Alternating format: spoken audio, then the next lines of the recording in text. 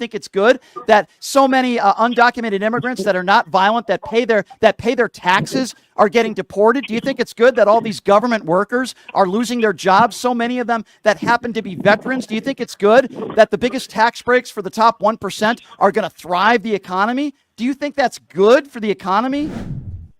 Hey, how's it going, man? Good. It's going okay. A little frustrating, but it's going okay. I just want to chime in a little bit. I'm not a big politician or into politics all that much. I'm just kind of a voice of reason.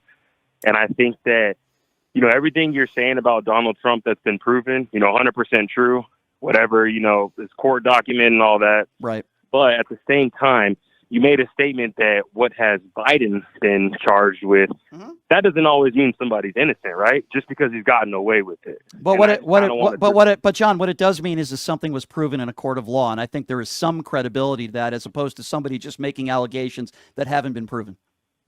Right, but you can look at a statistic. You can pull up any statistic you'd like, and you'll see that the people that are found guilty versus people who get away with it, it's always going to be about 50-50. Okay, I don't know. How did you come up with that statistic?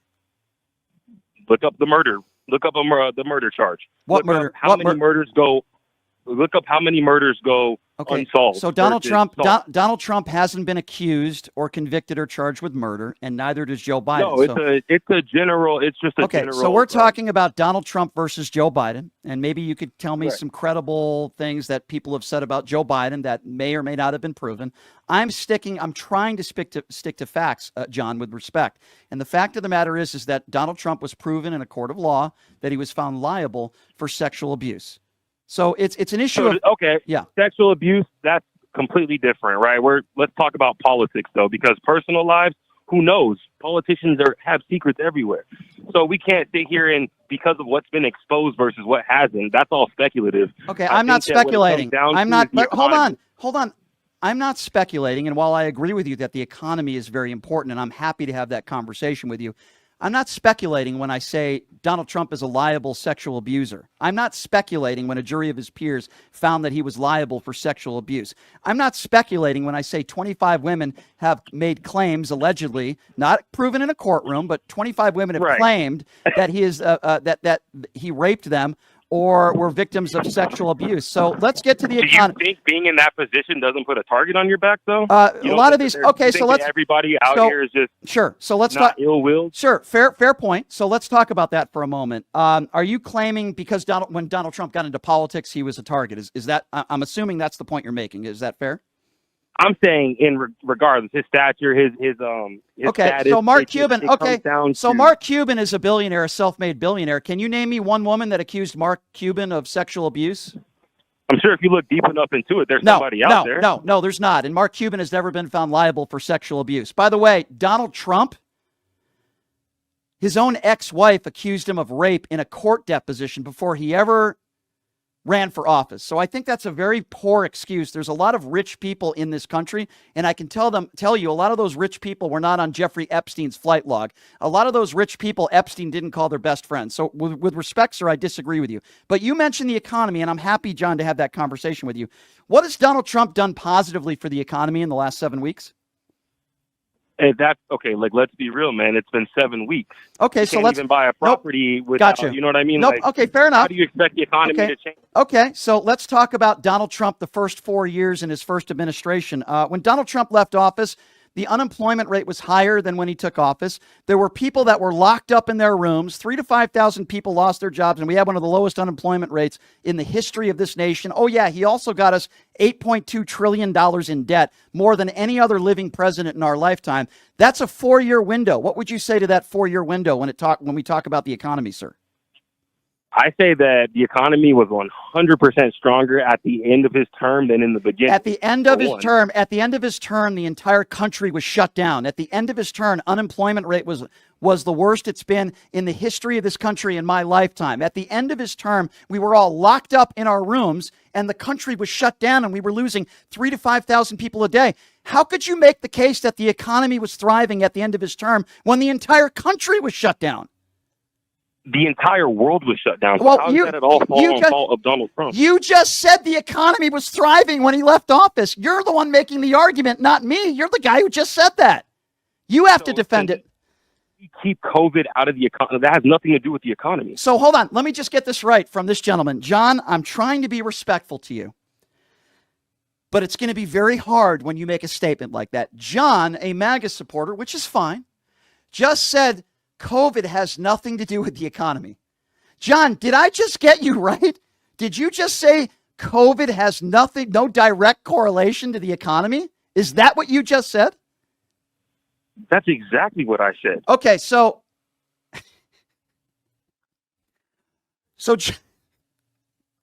John, I'm going to try to keep a straight face here, John, with respect, because I appreciate you calling in.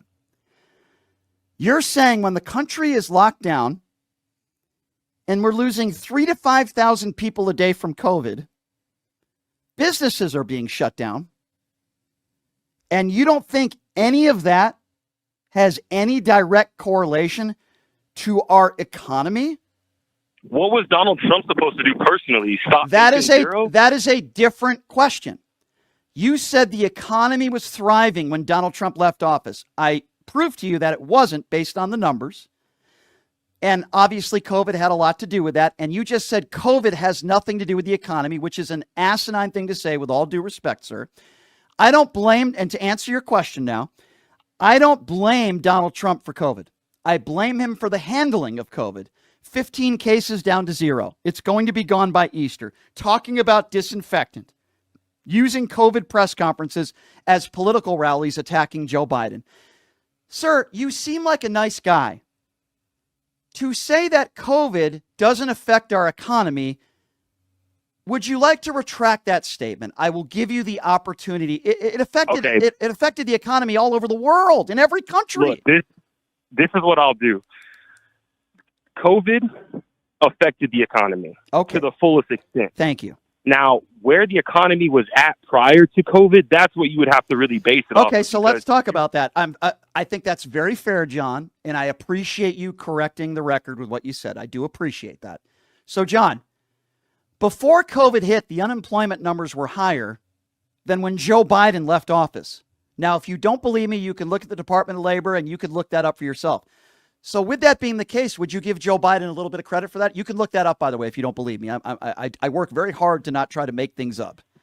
Does that mean anything? Man, I'm not going to say Joe Biden's term was completely useless. Like, it's not like that at all. All I'm saying is that Donald Trump, from a business, because America's a business, man. Like, I'm not saying that, he's so successful in the business game, but I'm saying we have to give it a chance to be run by somebody. Okay, so for 4 years, fair enough, John, fair enough. I appreciate that. Donald Trump got us $8.2 trillion in debt in 4 years, more debt than any other president in my lifetime. Would you say that that's how you run a business? Getting us $8.2 trillion in debt? That was 4 years. Isn't that the name of the game, man? Like, every year, money's always going to increase. Wait, hold on. Can't really... So the name of the game is to get us in the most debt we've ever had in my lifetime? John, think about what you're saying for a moment. No, that's not the name of the game. The name of the game is what Bill Clinton did. He left us with a surplus. It's not the name of the game to get us in more debt. John, can we at least agree on that? That's not the name of the game.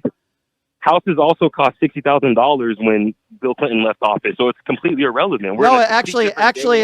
It's very relevant. We had a president who left his term with a surplus.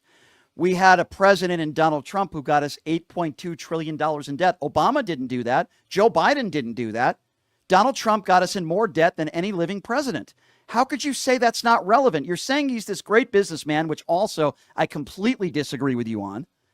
And now we're living in a state where you don't want to, it's only been 7 weeks. The guy was president for 4 years and he got us $8.2 trillion in debt. How could you say that's not relevant, John, with respect? 7 weeks is nothing compared to a 4 year I'm not talking about 7 weeks. I'm talking about 4 years. You made that argument, and I could disagree with you and say the 25% tariffs are ruining the economy. Unemployment is up since he took office. Inflation is up since he took office. People are getting laid off left and right. So I can make the argument that I disagree with you, but I'm putting that aside, John. I'm trying to tell you that the guy was president for 4 years, and he got us more in debt than any other president, and you're saying that's irrelevant. So which is it? A president getting us in debt is not relevant? Is that what you're saying? That's the name of the game? Riddle me this. Did we start off at zero debt when he got in, or did we just increase the debt that we were already in? Okay, I will do it, but I won't riddle it for you because I'm not good at riddles, John. So Barack Obama left us with a thriving economy. Take a look at the numbers.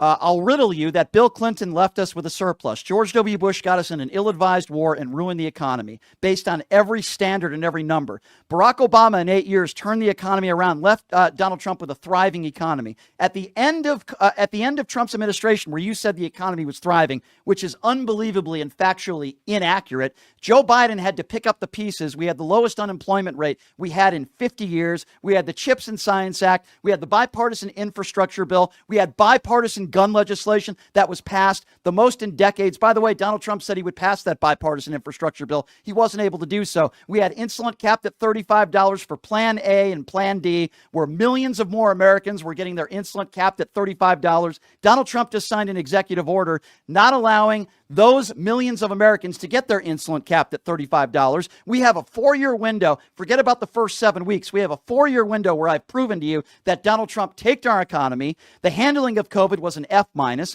What did he do that you would brag about? And what has he done in the first 7 weeks that you think is good? Do you think it's good that so many undocumented immigrants that are not violent, that pay their taxes, are getting deported? Do you think it's good that all these government workers are losing their jobs, so many of them that happen to be veterans? Do you think it's good that the biggest tax breaks for the top 1% are going to thrive the economy? Do you think that's good for the economy, John?